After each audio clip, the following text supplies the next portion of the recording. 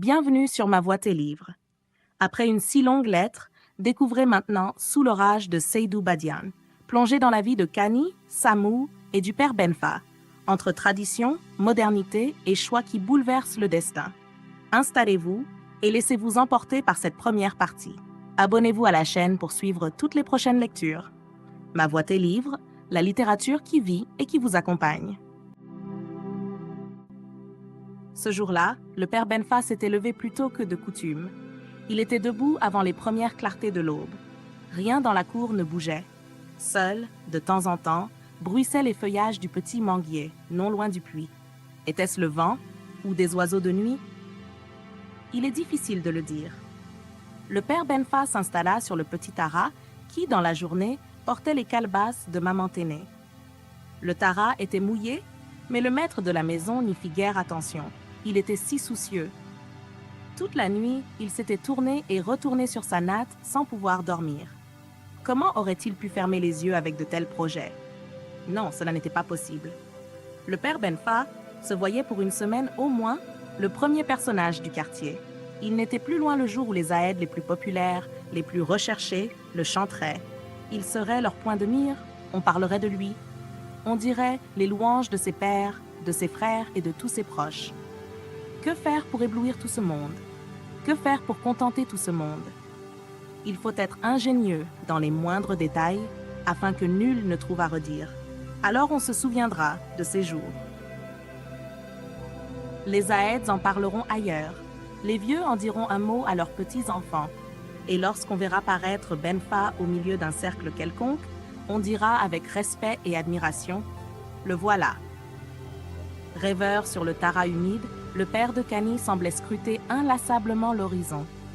On eût dit qu'il avait d'importantes affaires à traiter avec le soleil qu'il guettait par-dessus les cimes épaisses des Caïl Cédra. Mais le soleil ne se montre pas encore. Le père Benfa se leva, fixa longuement l'horizon d'un regard mélancolique, poussa un soupir et tira son chapelet. Il fit quelques pas vers la cuisine, se baissa, retourna une calebasse renversée et s'arrêta un moment. Il fit plusieurs fois le va-et-vient entre la cuisine et la porte de la véranda, dans un silence que troublait seulement le tintement régulier des grains de chapelet. Le soleil se montrait peu à peu, mordait davantage sur l'horizon. Mais en plusieurs endroits, il paraissait si timide qu'il cherchait à s'abriter derrière les Caïl Cédra géants de l'horizon. Une lueur indécise gagnait la cour. Les premiers oiseaux faisaient leur apparition. La vie s'installait progressivement autour du solitaire.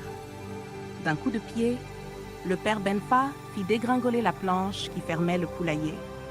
Il alla jusqu'au bout de la cour, s'appuya un moment contre le goyavier sous lequel ruminait le mouton, caressa la tête, puis le dos de l'animal qui vint se mettre contre lui, bêlant et reniflant. Le père Benfa était fier de son mouton. Les vieux du quartier l'admiraient. Il était bien nourri et propre. Il accompagnait souvent son maître dans la rue et ne la quittait d'un pouce. Le père Benfa le caressait jalousement et devenait furieux lorsque les enfants s'amusaient à faire tinter la clochette que le mouton portait au cou. À plusieurs reprises, des marchands avaient offert de fortes sommes au père Benfa, mais il ne voulait à aucun prix se séparer de son mouton, car l'embonpoint de ce dernier témoignait de la bonne chair dont jouissait la famille. Le père Benfa faisait voir son mouton à tous les visiteurs. Il y a seulement 6 mois que je l'ai acheté, il était aussi maigre qu'une biche. À présent, voyez-le, dans un an, il ne pourra plus passer la porte. Ce mouton était si choyé par le maître qu'aucune de ses femmes n'osait se plaindre quand l'animal leur mangeait de la farine de mil ou des brisures de manioc. Le père Benfa murmura quelque chose et regagna le tara. Il devint encore plus songeur. Le jour était là. Du sol humide sortaient des éphémères qui, par leur vol maladroit et indécis, attiraient les oiseaux. Du haut des manguiers, les mangemilles et quelques tourterelles s'élançaient vers ses proies faciles. Ils venaient presque à ras de sol et repartaient vers les feuillages au milieu des gazouillements et des battements d'ailes. Dans le ciel, de temps en temps, passaient des cigognes en arc-cercle, des canards sauvages toujours précédés par un guide, et des dolans déployant avec une gracieuse nonchalance leurs grandes ailes grises aux reflets d'argent. L'épervier tournoyait, et les poules répondaient à chacun de ces cris par des gloussements de frayeur. Et plus haut, toujours plus haut, les vautours semblaient se saluer du bout de leurs ailes. Le père Benfa, égrenant patiemment son chapelet, dit une invocation à mi-voix, passa 3 fois ses 2 mains sur sa figure et se tourna vers l'Orient. Soudain, il fit un geste brusque, comme s'il administrait un soufflet à quelqu'un pertinent. C'était encore le petit singe qui, s'étant sournoisement approché, lui avait arraché son chapelet. Boubouni, le petit singe, avait été abandonné par les siens lors d'une incursion que son peuple effectua dans les champs d'arachides. Depuis, il avait été recueilli par Karamoko, le dernier-né de la famille Benfa. Mais Boubouni, ainsi d'ailleurs que tous les siens, préférait de loin l'espièglerie à la sagesse. Ainsi s'attirait-il fréquemment les malédictions du vieillard. Cependant, les premiers jours de son arrivée, Boubouni avait eu part à l'amitié du père Benfa. Ce dernier le défendait contre Maman Téné, dont Boubouni buvait effrontément le lait caillé, tout en couvrant de poussière les cuvettes et les calebasses soigneusement récurées. « C'est ta faute, » grondait le père Benfa. « Si tu prenais bien soin de tes affaires, le petit singe n'y toucherait pas. » En réalité, il était de s'expliquer l'amitié que le maître de la maison portait à Boubouni. Fils, petit-fils et arrière-petit-fils de chasseurs, la présence de Boubouni mettait le père Benfa dans l'ambiance de sa jeunesse. Il revoyait les jours où il accompagnait à travers les lianes et les ronces de la forêt son frère aîné Djigui, qui dans le village de ses ancêtres continuait dignement la tradition familiale. Il revoyait l'atmosphère chaude, passionnée et parfois hallucinante des veillées secrètes au cours desquelles les chasseurs rivalisent d'adresse et de magie. Le père Benfa allait jusqu'à caresser Boubouni, lui parlant comme s'il s'adressait à une vieille connaissance. Maman Téné le regardait alors curieusement, souriait et secouait la tête. Par le peu qu'elle savait de Boubouni, elle était persuadée que cette amitié était des plus précaires. Les choses se gâtèrent le jour où Boubouni, sautant du manguier dont les branchages lui servaient de couchette, arracha le bonnet du père Benfa et le jeta dans le puits. Le maître de la maison, qui discutait tranquillement avec un de ses camarades, s'écria « Quoi ?» Le petit singe, après son forfait, disparut dans les feuillages.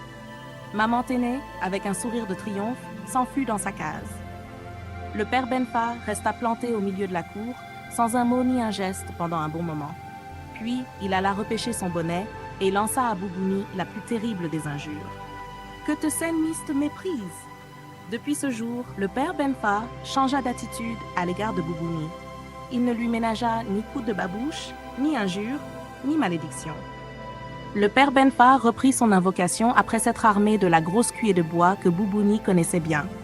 Venant de la véranda, un bruit de calebasse dégringolant attira l'attention du solitaire. Maman Téné et Kani, qui venaient de se lever, préparaient leurs ustensiles pour la cuisine du matin. Elles se dirigèrent vers le puits après que Kani eut dit bonjour à son père. « Tiens, il a plu cette nuit, » dit Maman Téné en ramassant la corde du seau. « Oui, » répondit le père Benfa. « Je me suis levé pour le voir si les toits tenaient bon. Tout s'est bien passé cette fois. Je crois que la petite case du milieu aura besoin d'être revue. Il n'y a pas que la case du milieu. Nous aurons du travail cette année. » Maman Téné plongea le seau dans le puits, tandis que Kani posait à côté d'elle une grande calebasse remplie de mil. Le père Benfa se mit à inspecter sa maison, case par case. Il cherchait à se rendre compte des réparations qu'il y avait à faire, car il savait déjà le visage qu'il devait donner à l'ensemble, afin que le grand événement qui se préparait eût un cadre éblouissant. « Tous les murs ont besoin de kaolin, » pensa-t-il. « La margelle du puits doit être entièrement refaite. Je parlerai de cela à Fadiga le muezzin. Pourvu qu'il ne me pose pas de questions, il a la langue trop légère. Je ferai balayer la cour tous les jours pendant une semaine. Les chanteurs s'installeront là, juste à côté du manguier, le petit ira coucher ailleurs. » Le père Benfa s'arrêta à côté de sa fille et la considéra longuement. À cet instant même, tout le passé de Kani se déroulait sous ses yeux. Il la voyait alors qu'elle n'était qu'une enfant, à califourchon sur le dos de Maman Téné. Il la voyait aux prises avec les agents du service d'hygiène lorsque ceux-ci reprochaient à sa mère d'avoir laissé l'eau séjourner longtemps dans le canari. Kani n'était plus la petite fille qui faisait rire par ses mots maladroits, s'entêtait à imiter les pas de danse des grandes personnes, sautillant avec l'agilité de Boubouni. Elle n'était plus celle qui jouait à la maman avec d'autres petites filles, s'affairant entre la cuisine et le puits et imitant maman Ténée dans ses moindres petits gestes. Aujourd'hui, elle est une grande jeune fille. Elle sera sous peu une femme. Oui, dans quelques jours seulement, elle sera la femme de Famagan le marchand. Le père Benfa aimait bien Kani. Il parlait de son savoir à tous les vieux du quartier. Il leur disait comment elle savait manier l'écriture du blanc et avec quelle facilité elle savait lire les lettres d'où qu'elles vinssent. De temps en temps, il faisait appeler devant la mosquée et là, au milieu de ses compagnons, lui faisait lire et traduire tout ce qui lui passait par la main. Alors, d'un ton mystérieux, il disait « Elle sait lire ce qui est écrit par la machine. » Mais le père Benfa n'aimait pas voir sa fille en compagnie de garçons qui fréquentaient l'école, et sa colère éclata à ce propos lorsque Samou, le fils de Kumba, osa demander la main de sa fille. « Que je ne vous vois plus ensemble, » avait ordonné le père de Kani, « tu auras le mari que je voudrais. » Kani n'était pas exactement de l'avis de son père, et en cela, elle paraissait donner raison à Fadiga le muezzin, lequel disait à qui voulait l'entendre que l'école était l'ennemi de la famille. Le muezzin ajoutait que les filles qui fréquentent ce milieu cherchent à tout résoudre par elles-mêmes et que certaines vont jusqu'à vouloir se choisir leur mari. « Ma fille à moi ne verra jamais les portes de ce milieu », concluait le muezzin en crachant sa cola et en se tapant sur les cuisses. Alors que le père Benfa, regardant sa fille, pensait à Famagan le marchand, Kani, au fond d'elle-même, se sentait liée à Samou, liée pour la vie, oui, pour la vie. Ce mot, il se l'était maintes et maintes fois dit depuis qu'ils s'étaient vus à la kermesse organisée au bord du fleuve. Leurs regards s'étaient croisés 1, 2, 3 fois. Samou, le lendemain, avait écrit. Il avait parlé d'amour, d'étoiles, de flèches de feu et de Kani aux dents de lumière. La fille de Benfa, cette lettre à la main, avait rêvé de la petite maisonnette ornée d'un salon éblouissant aux meubles lourds. Elle avait rêvé du petit jardin où, s'enchevêtrant, la jacinthe, le géranium et la rose mêleraient miraculeusement leur parfum aux senteurs tropicales. Elle avait rêvé de promenades au bord du Djoliba, à l'heure où le soleil mourant étale son linceul d'or sur le fleuve au repos. Kani rêvait d'amour et d'avenir. Elle voyait un merveilleux avenir embelli par la présence de Samou. Et, souvent, on l'entendait chantonner le chant du serment que les jeunes filles disent quand elles ont choisi « Oh, que ma tête soit entre deux glaives, je lui resterai fidèle. » Le berger pense à son étoile, au murmure du fleuve. L'oiseau salue le lever du jour, l'enfant rit sur les genoux de l'ancêtre. Et moi, je pense à lui que je chante par ces mots de tous les temps. Qu'on me jette les mains liées au plus profond des eaux, je le chanterai encore. Malgré la colère du père Benfa, Kani et Samou n'avaient pas cessé de se voir. Mais se sentant menacés et craignant de succomber à quelques stratagèmes, ils firent appel au pouvoir des croyances. C'est ainsi qu'après le serment du sang, ils rendirent visite à un devin.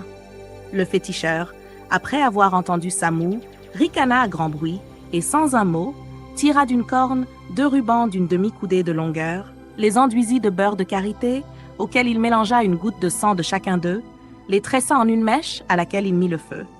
Puis, le regard incisif, le front plissé, les bras levés au ciel, l'homme s'écria « Avec vous, les 2 forces du feu et du sang, contre vous, la force de la mort. » Le devin ricana à nouveau, poussa une sorte de hennissement et, sans plus se soucier des jeunes gens, se mit à chanter à tue-tête le pouvoir de la nuit et la puissance des dieux.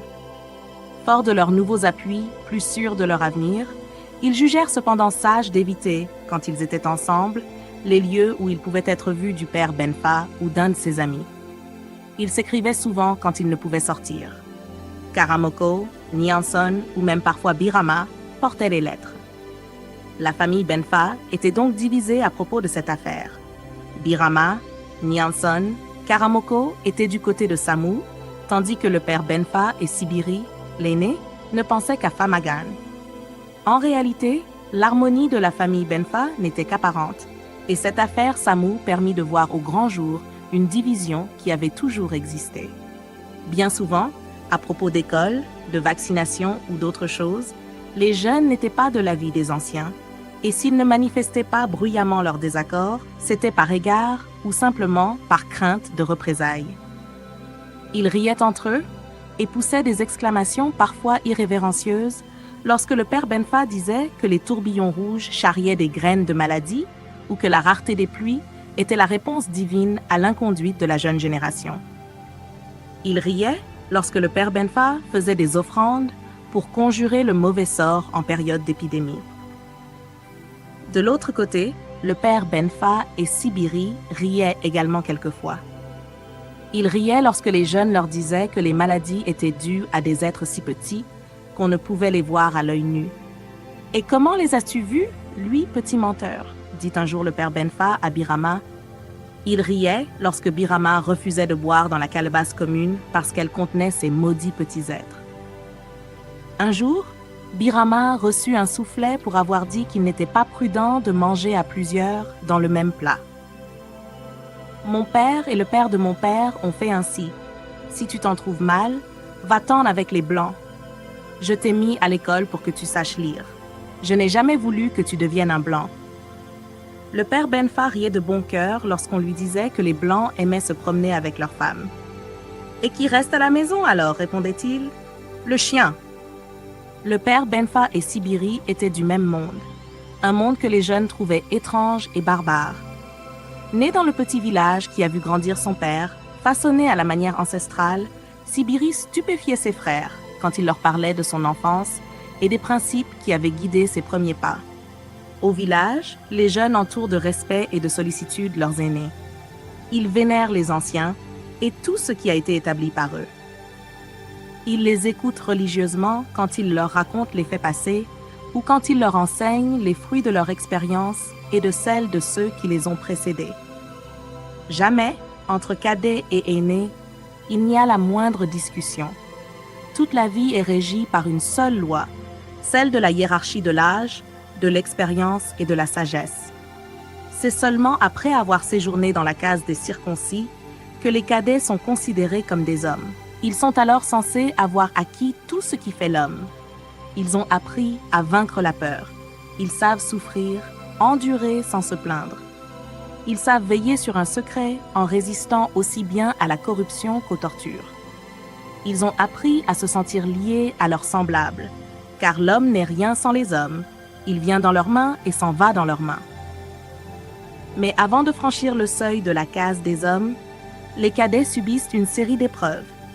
On juge ainsi de leur valeur et l'on élimine ceux qui doivent attendre encore des années pour mériter le grade de l'homme. Sibiri pensait à ces épreuves avec une certaine fierté.